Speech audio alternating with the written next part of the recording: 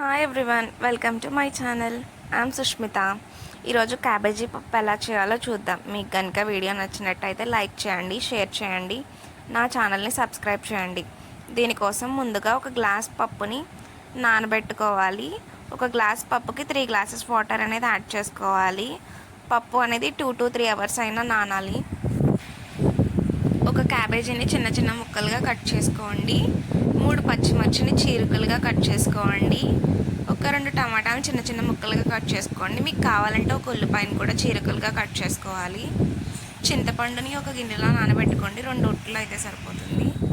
పప్పు అనేది ఇలా నానాక ఇందులోకి టమాటా ముక్కలు, పచ్చిమిర్చి ముక్కలు, క్యాబేజీ ముక్కలు అనేవి యాడ్ చేయాలి. మీరు కనుక ఉల్లిపాయ యాడ్ చేసుకోవాలనుకుంటే అది కూడా ఇప్పుడే యాడ్ చేసుకోవాలి. కుక్కర్ అనేది 4 విజిల్స్ వచ్చే వరకు మనం ఉంచుకోవాలి. అప్పుడే పప్పు అనేది బాగా ఉడుకుతుంది.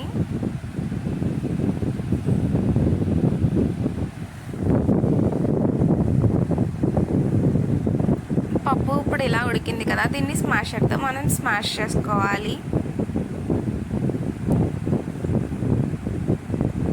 ఈ కన్సిస్టెన్సీలోకి వచ్చాక మనం పప్పులోకి పసుపు, ఉప్పు, కారం, చింతపండు రసం అనేవి మన రుచికి తగ్గట్టుగా యాడ్ చేసుకోవాలి. తర్వాత బాగా కలిసేలా అవన్నీ కలుపుకోవాలి. పోపుకు కావాల్సిన పదార్థాలు: జీలకర్ర, ఆవాలు, ఎండుమిర్చి, కరివేపాకు, వెల్లుల్లిపాయ, మినప్పప్పు. ఇప్పుడు ఒక బాండీలోకి 2 స్పూన్లు ఆయిల్ అనేది యాడ్ చేసుకోండి. ఇది హీట్ అయ్యాక పోపు పదార్థాలు అనేవి ఇందులోకి యాడ్ చేసుకోవాలి. ముందు అన్ని పోపు పదార్థాలు యాడ్ చేసుకోవాలి. ఎండుమిర్చి అనేవి ఇవి కొంచెం వేగాక యాడ్ చేసుకోవాలి. అప్పుడే మాడిపోకుండా ఉంటాయి.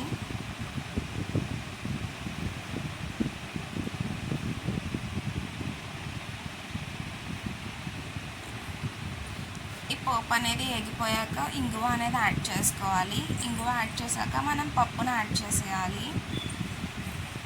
పప్పు అనేది 2 to 3 మినిట్స్ బాయిల్ అయ్యాక స్టవ్ ఆఫ్ చేసుకుంటే రుచికరమైన పప్పు రెడీ.